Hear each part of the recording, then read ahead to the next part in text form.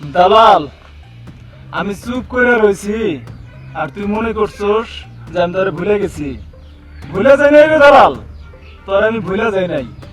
তোর সাথে খেলা হইব আবার পর্দার আড়ালে।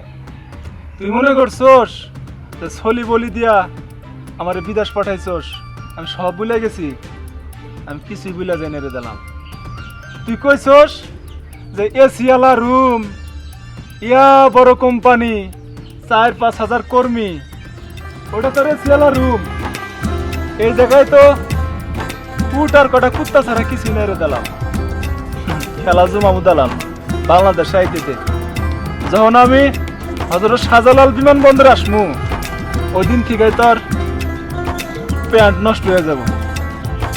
যা কিছু ভালো মন্দ খাবার ইচ্ছা হয় তোর বউ বাচ্চারে কোষ খাওয়াইতে। তুই আমার সাথে বেমানি করছস না? তুই ক বেমানি করছস না?